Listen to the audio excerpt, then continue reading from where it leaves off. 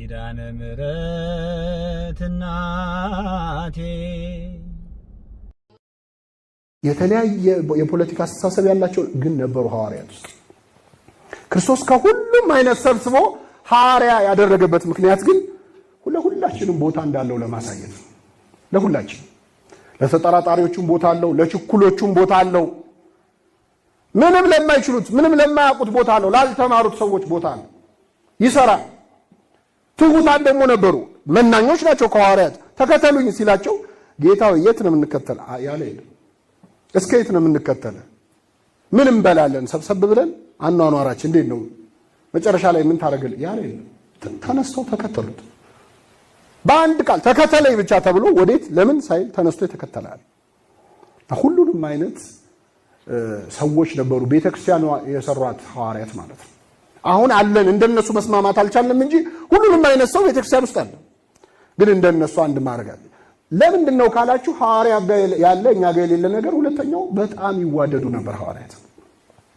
ፍቅር ነበራቸው። ክርስቶስ የደቀ መዝሙርነት መታወቂያ አድሏቸዋል። ታውቃላችሁ ለሐዋርያት መታወቂያ ካርድ ምንድነው? ፍቅር ነው። ደቀ መዛሙርቴ እንደሆናችሁ እርስ በርሳችሁ ብትዋደዱ ሰዎች በዚህ ያውቃል። ሐዋርያ ለመሆን እርስ በርስ ብታሳየው ፍቅር ነው። ሐዋርያት በጣም ትሁታን ነበሩ። በተለይ ከጰራቅሊጦስ በኋላ መንፈስ ቅዱስ ከወረደላቸው በኋላ ምን ያህል እርስ በርስ እንደሚዋደዱ የምታውቁት ወንጌሉ ላይ ነው። እኔ አንድ ሁለት ምሳሌ ልስጣችሁ። አንዱ አንዱን እንዴት እንደሚያከብር፣ አንዱ የሌላውን ክብር ከፍ አድርጎ የራሱን ክብር እንዴት ዝቅ እንደሚያደርግ ስታዩ በጣም በጣም ይገርማል። ለምሳሌ አንደኛው ማቴዎስ በሙያው ምን ነበር ብያችኋለሁ? አቤት ቀራጭ ነበረ። ማቴዎስ ቀራጭ ነበረ የሚለውን በወንጌል ላይ የምታገኙት ማቴዎስ ወንጌል ላይ ብቻ ነው። ቀራጩ ማቴዎስ የሚል የምታገኙት ምን ላይ ነው ብቻ? ሉቃስ ወንጌል ላይ የለም፣ ማርቆስ ወንጌል ላይ የለም፣ ዮሐንስ ወንጌል ላይ የለም። ሉቃስ በኋላም ሐዋርያት ሥራ ላይ ሲደረድር ስማቸው ሲዘረዝር ቀራጩ አላለው። ሌዊ ተብሎ ይጠራ የነበረው ማቴዎስ ነው ያለው። ቀራጩ የሚለውን የጻፈው ማን ነው አልኳችሁ? ማቴዎስ። ምን ማለት መሰላችሁ? ድሮ ኃጢአተኛ ነበረ፣ ድሮ እንዲህ ነበረ የሚለውን ነገር ሌሎቹ ደቀ መዛሙርት ሊጽፉ አልፈለጉ። የቀደመ ህይወቱን ጽፈው ማሸማቀቅ አልፈለጉ። እሱ ደግሞ እግዚአብሔር ያደረገለትን ምህረት ማሳየት ፈልጓል። ስለዚህ ቀራጭ የነበርኩት ብሎ ደጋግሞ ጽፏል። አሁን እኛ ብንሆን ነው የሆነ ሰው ድሮ የሆነ ነገር የነበረ ሰው ወደ ቤተክርስቲያን ሲመለስ የቀደመ ህይወቱን እናስታውሳለን አናስታውስም? ቢያንስ የእግዚአብሔር ቃል ጨምረን እናስታውሰዋል። መቼስ እግዚአብሔር ድንቅ ነው አንተ ላይ የሰራው ስራ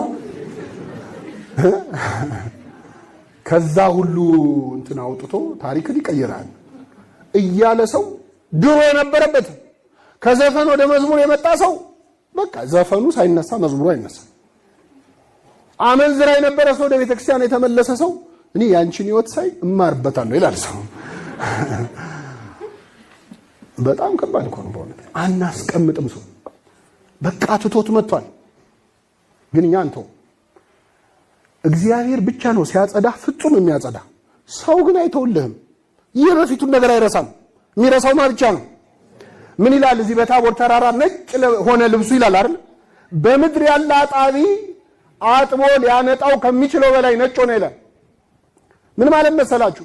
ከምድራዊ አጣቢ በላይ ሊያነጻን የሚችለው ማን ነው? እጠበኝ ከበረዶ ይልቅ ምን ሆናለሁ? ነጭ ሆናለሁ። ከበረዶ ይልቅ የሚያነጻን እግዚአብሔር ብቻ ነው። ሰው የሚያስቀርብን ቆሻሻ አለ፣ ሰው የሚተውልን ቆሻሻ አለ። የዛሬውን አያርገውና እያለ የቀደመ ኃጢአትን እያስታወሰ ያሸማቅቃል። ማቴዎስን ሁሉም ደበቁለት። ሐዋርያነት ማለት የወንድምን ኃጢአት ምን ማድረግ ነው? መሸፈን ነው። ይዋደዳሉ። ፍቅር የኃጢአትን ብዛት ይሸፍናል ይላል። ሊያቃልሉት አልፈለጉም። ታላቁን ሐዋርያ ቀራጭ ነበረ ብለው ማቃለላል። እሱ ደግሞ እቺ ተሸፍና እንድቀራጭ አልፈለገም። በትህትና ተናገረ። ቀራጭ ነበርኩታል። የእግዚአብሔርን ውለታ ደግሞ ዝም ብሎ ማሳለፍ አልፈለገም። እዚሁ ከማቴዎስ ሳንወጣ ማቴዎስ ከቀራጭነት ልክ ጌታ ተከተለኝ እንዳለው ምን አረገ መሰላችሁ? በቀራጭነት የሰበሰበውን ገንዘብ ሰብስቦ ደግሶ አበላ። ራት አደረገ፣ ለድሆች አበላ። ያለውን ገንዘብ በሙሉ በትኖ ጨርሶ በባዶ እጁ ነው ክርስቶስን የተከተለው። የኃጢአት ገንዘብህን ይዘህ እግዚአብሔርን መከተል ከባድ ስለሆነ መርገም ስላለው እዛ ገንዘብ ላይ። ስለዚህ ምን አደረገ? ያንን ገንዘብ በሙሉ እራት አደረገ፣ ለድሆች ግብዣ አደረገ። የማቴዎስ ወንጌል ላይ ስትሄዱ ግብዣ ማቴዎስ አደረገ የሚል አታገኙ። ቀራጭ ሰው አየ ክርስቶስ ተከተለኝ አለው ይልና ተነስቶም ተከተለው ይልና በግብዣም ሳሉ ይላል። በምን ሳሉ? እኔ ደግሼ አላለም። በግብዣ ሳሉ ብሎ ነው የተወው። ሌሎች ወንጌላውያን ደግሞ እችን አልተዋትም። ማቴዎስ በቁም ተዝካሩን አውጥቶ ክርስቶስ እንደተከተለ ጽፈውታል። አሁን እኛ ብንሆን ተገላቢጦሽ ነው። እኔ ጥሎብኝ መደገስ ማብላት ደስ ይለኛል ይላል ሰው አይደል? መናገር አልወድም ግን ብለን ቢያንስ እናደርገዋለን። ከዘር ማንዘሬ ጀምሮ የተለመደ ነው፣ ከቤቱ ነው እንላለን። ክብሩን ሲሆን ዝቅ ያደርጋል፣ ኃጢአቱን ሲሆን ምን ያደርጋል? ያወጣል። እነሱ ደግሞ ክብሩን ሲሆን ከፍ ያደርጋሉ፣ ኃጢአቱን ሲሆን ምን ይላል? አንድ የመጨረሻ ልጨምርላችሁ። ጌታ በታቦር ተራራ ላይ 3 ደቀ መዛሙርት ይዞ ወጣ አይደል? ማን ማን? ጴጥሮስን፣ ዮሐንስንና ያዕቆብን። በታቦር ተራራ ላይ ከአራቱ ወንጌላት ታቦር ተራራ ላይ የነበረው ማን ነው? መልሱልኝ። ዮሐንስ ነበረ። ማቴዎስስ አልነበረም። ማርቆስ አልነበረም። ሐዋርያም አይደለም አልነበረም። ሕፃን ነው ይዛን። ሶስተኛው ሉቃስ ነው፣ እሱም አልነበረም። ከአራቱ ወንጌላውያን ደብረ ታቦር ላይ የነበረው ማን ነው? ዮሐንስ ነው። በጣም የሚገርማቸው የታቦር ተራራ ታሪክ ዮሐንስ ወንጌል ላይ የለም። ማን ያርዳ ምን ያለ ነው የቀበረ ማን ይናገር የነበረ ቢለውን ዮሐንስ አልጻፈው። ደብረ ታቦር ላይ አልጻፈው።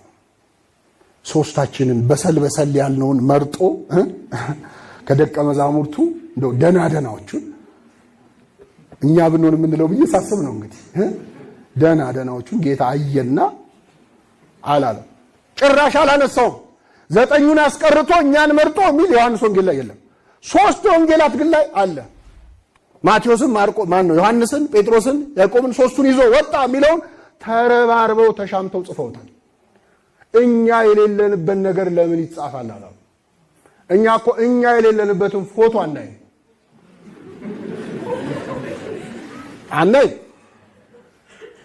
እኛ ያለንበትንም ካየን የምናየው ማንን ነው? የሌላው ቢጨማደድ የኛ ካማረ ችግር የለውም። በጣም ቆንጆ ነው ይሄኛው። በጣም ሰልፍ ሴንተርድ ነን እኛ። በጣም ይገርማሉ። ምን አይነት ቅድስና ነው! ተረባርበው ጴጥሮስን ዮሐንስን መርጦ ከፍ አድርጎ ምስጢረ መለኮቱን አሳያቸው ለማለት ቸኮሉ። የወንድሞቻችንን ክብር ከፍ ኃጢአታቸውን ደግሞ ለመደበቅ እግዚአብሔር በቸርነቱ ይርዳል። ይሄን የጎደለ ነው። የሰው ጉድለት ለማውራት አንደኛ ነው። በጎ ነገሩን ሲሆን ግን ዝም ነው የምንለው። ምስጋና ሲሆን አፋችን የሚተሳሰር፣ ስድብ ሲሆን ግን ቃላት አያጥረንም። ምስጋና ግን ሲሆን ፊት መናገር ማመስገን አይሆንብኝ እንጂ ስድብ ሲሆን ሰው ፊት መሳደብ አይሆንብኝ ይላል አይልም። ቅዱሳን ሐዋርያት ፍቅራቸው መጣው። ክርስቶስም ጸልዮላቸው ነበር። ዮሐንስ ወንጌል ምዕራፍ 17 ላይ እነሱ ባሉበት ቆሞ ጸለየ። የጸለየው እነሱ እንዲሰሙ ነው እንጂ ለአብ መንገር አስፈልጎት አይደለም። ብዙ ጊዜ ብሏል ክርስቶስ ሲጸልይ አባቱ ይሄንን ምለው በዙሪያ ያሉት አንተ እንደላከኝ ያምኑ ዘንድ ነው ይላል። ስለዚህ ሲጸልይ ምን አለ መጨረሻ ላይ? በእኔና በአንተ ዘንድ ያለ ፍቅር በእነሱ እንዲሆን አድርግላቸው ይላል። ስለዚህ የሐዋርያት ፍቅር በአብ በወልድ በመንፈስ ቅዱስ ዘንድ ያለው አንድነት ነው። ከመይኩኑ አሐደ ብነ ከማነ ልክኛ አንድ እንደሆን አንድ እንዲሆኑ ስጣቸው ብሎ የጸለየላቸው የመጀመሪያዎቹ ሊቃነ ጳጳሳት አባቶቻችን ሐዋርያት እንደዚህ ናቸው እና እርስ በርስ ይዋደዱ ነበር። 3 ነገሮች ላንሳና አበቃለሁ። አባቶቻችን ሐዋርያት በጣም የሚገርሙት ሐዋርያት በሰሯት በአንዲት ቤተክርስቲያን ምን እንላለን? እንዴት እንደሰሯን ነው አሁን እየተነጋገርን ያለነው። ነብዩ እግዚአብሔር ዳዊት ስለ ሐዋርያት ሲናገር ስለ ስብከታቸው 19ኛው መዝሙሩ ላይ አልቦ ነገር ወአልቦ ነቢይ ዘኢተሰማ ቃሎሙ፣ ቃልም የለም ነገርም የለም ያልተሰማ ነገር የለም ከተናገሩት ውስጥ ይላል። ውስተ ኩሉ ምድር ወፃ ነገሮሙ፣ በዓለም ሁሉ ነገራቸው ወይም ቃላቸው ምን አለ ወጣ። ወስከ አጽናፈ ዓለም በጽሐ ነቢቦሙ፣ እስከ ዓለም ዳርቻ ድረስ ደግሞ ንግግራቸው ደረሰ ብሎ ተናገረ። ሐዋርያት ካስተማሩት ትምህርት አንድ ቃልም የለም መናገርም የለም ያልተሰማ የለም። እየሰማችሁ ከተናገሩት ውስጥ ምን ያላል የለም ያልተሰማ የለም። በጣም ይገርመኛ እኮ አሁን ትምህርት ተምረን ከተማርነው ውስጥ የማንሰማው አለ። ቤት ደርሰን ስንመጣ ወይ ሌላ ነገር ስናስብ የሚያልፈን አለ። ከሐዋርያት ግን አለ ነብዩ እግዚአብሔር ዳዊት አልቦ ነገር ወአልቦ ነቢብ አንድ ቃል ወይም ድምጽም ያልተሰማ የለም እና ደግሞ ያልደረሰበት ቦታ የለም። ውስተ ኩሉ ምድር ወፃ ነገሮሙ በዓለም ሁሉ ደረሰ የሐዋርያት ትምህርታቸው ስብከታቸው ወእስከ አጽናፈ ዓለም በጽሐ ነቢቦሙ እስከ ዓለም ዳርቻ ደረሰ ይላል። ሐዋርያት ከዘመናቸው አልፈው ይሄው እስካሁን የምንማረው ወንጌል መስበክ የቻሉ ሰባኪያን ናቸው። ያልደረሱበት ቦታ ያልሰማቸው አካልና ያልተሰማ ቃል የላቸው።